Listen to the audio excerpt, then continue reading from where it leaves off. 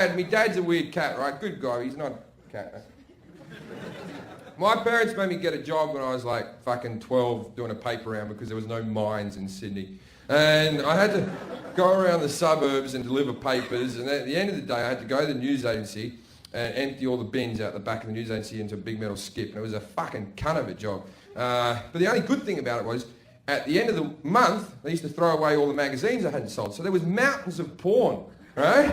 So I would collect these porn mags up, fill me backpack up with them, go home, take the porn mags to school, sell them off for $5 a magazine. I was making more out of my porn empire than I ever did out of the paper round. Right? Now I had a drawer under me bed that was 4 foot by 2 foot, which I packed full of porn.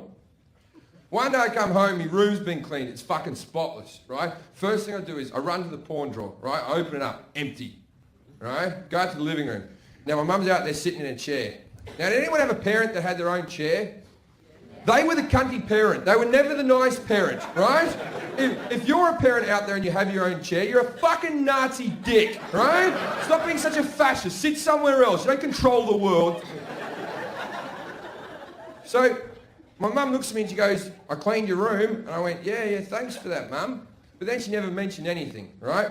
A week later, I'm out in my dad's shed and I'm hammering a nail into the bench, right? For no apparent reason, but he's a carpenter, right? If you put a nail into the bench, if he puts a table up there or something, that'll fuck the finish, right? Just being a dick.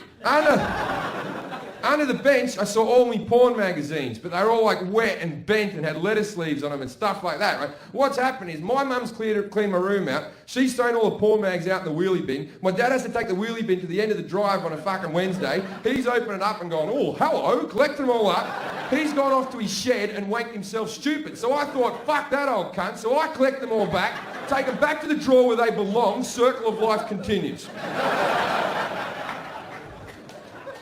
Now, a few days later, I'm out in the living room, and my old man walks out and goes, you been out in my shed? And I went, yeah. You're not allowed those magazines. Neither are you.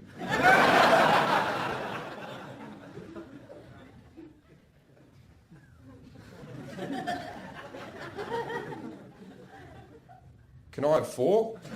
I'll tell you another brother story. This one's a bit sad. I don't know. When me and my brother were young, my dad was doing that thing where, you know when you were being taken to the dump yard to tip or something like that? When you were a little kid, that was better than going to a football match. That was just like the best day ever. Because you never knew what you were going to find at the junkyard, did you? You'd just be there, standing on a pile of shit, going, Dad, you have to see this. We've got to take it with us. It's a fridge. It's only missing a door. So we're loading up all this stuff from out of the garage, emptying old boxes and whatnot. My brother, I don't know, I'm about 9. No, I'm about 5. My brother's about 9. My brother pulls a vibrator out of a box just like this. And my dad does that fucking dad when they're nervous walk where he goes, hey, what you got there? Right? And then Dad goes, oh, I'll take that off you. Now, as soon as we see that little walk, we know that's something fucking important. And we're just going, Dad, what is that? I have to fucking know what that is. I have to know. That is, what is it, Dad? And Dad sees his 2 sons and he sort of smiles wryly to himself and goes, it's a massager. My dad turns it on and goes, oh, that's lovely. Oh. And he goes, well, turn that off. We'll put that back in the box. We'll put that box way back up here. Won't look at that again. Okay, about a few days later, my brother comes into my bedroom and goes, Jim, garage. And we go to the garage and then we pile all these boxes up. We get the vibrator out. It's about 40 degrees heat.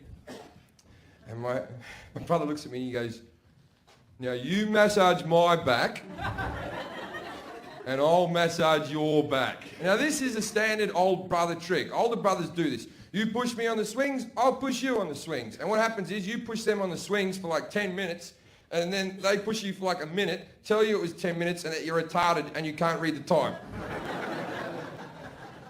So we both take our shirts off. Now we're just in our underwear, in the garage, in the dark, with a vibrator. And then I start massaging my brother's back, just... And he's giving it these ones. Whoa.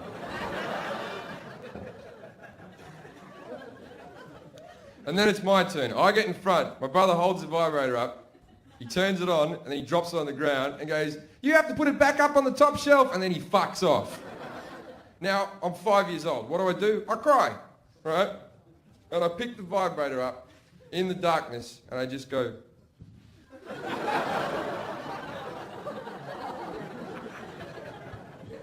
That's when my dad comes in. To see his 5-year-old son massaging his back with a vibrator. And I'm crying. And he comes up and he goes, "Has Scotty fucked you over again, mate?" And I went, "Yeah." He goes, "Give it here." And he holds it up and he goes, "Now, you see this? You're not to play with this. This is Dad's." Now, that sentence has haunted me.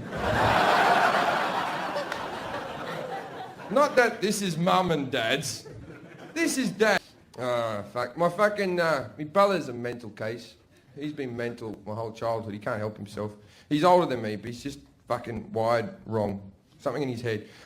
I'm going to tell. I've never told this on stage before. It probably won't get on the DVD, but this is just something funny. Me and my brothers were talking. Whenever my mother's a great big fat woman. She still is.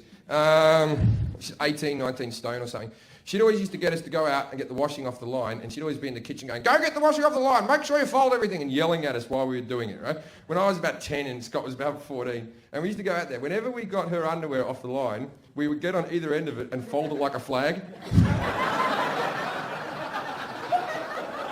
Like, if that's not funny, nothing is.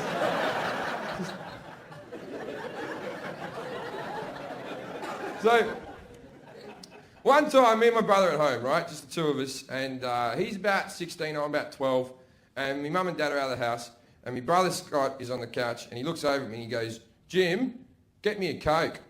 And I went, "Get your own fucking Coke. I'm not going to get you a Coke." And he went, "Get me a Coke or I'll piss on the carpet." "Piss on the carpet, you mad cunt. I'm not going to get you a fucking Coke. Get me a Coke or I'll piss on the carpet. I'm not going to get you a Coke." So my brother stood up, walked to the middle of the living room, which is a longer distance than getting himself a fucking Coke, pulled out his cock, started pissing on the carpet. He's looking at me going, "You really should have got me a Coke. Why wouldn't you get me a Coke?" Does his fly up, goes back to the couch, doesn't get himself a Coke. So I just fucking left the puddle of urine there. My mum comes home, she's fucking furious, right? Big puddle of urine. She goes, "Who did this? Who did it?" And I went, "Scott did it." She looked at Scott, she goes, "What did you do that for?" And he goes, "I told Jim to get me a Coke or I'd piss on the carpet." And my mum turns to me and goes, "Why didn't you get him a Coke? You know he's fucking mental."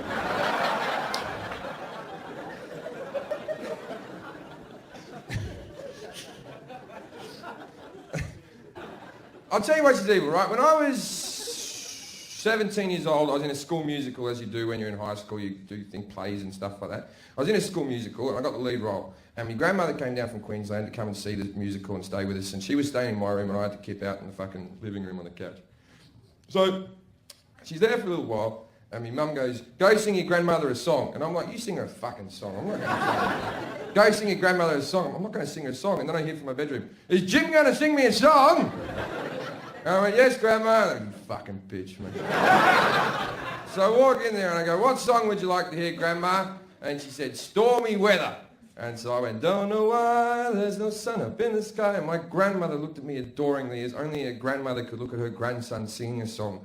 And then I finished the song and I went, "There you go, Grandma. That's your song." And I went to walk away, and as I was walking away, my grandmother goes, "I'll tell you a story." And I'm like, "Of course you'll tell me a fucking story. You've never not told me a story. One day I'll get 38 quid and this will all be worthwhile." Right? "What's your story, Grandma?" She goes, "I used to live in this town called Gympie, which is a real town in Queensland. And I lived in Gympie, and there was a showroom, and on a Wednesday they would have local lads who would come and sing in the cabaret bar. And afterwards there was a singer who sang beautifully, just like you, and afterwards I got talking to him, he asked me to go for a drive in his car, and he drove me out to the coast, and he laid a blanket down, and we made love under the stars. Now this is she's about 84 at this stage, telling her grandson this. And I'm there going, that's a great story, Grandma. And she goes, and then as I was laying there with the moon glistening off my naked body, I looked up at him and I said, sing me a song. And he sang me Stormy Weather. That's why she was looking at me adoringly. She wasn't thinking of her grandson singing a song. She was thinking of Johnny fucking Showtime fucking her on the beach. I'd made this woman wet for the first time in 40 odd years.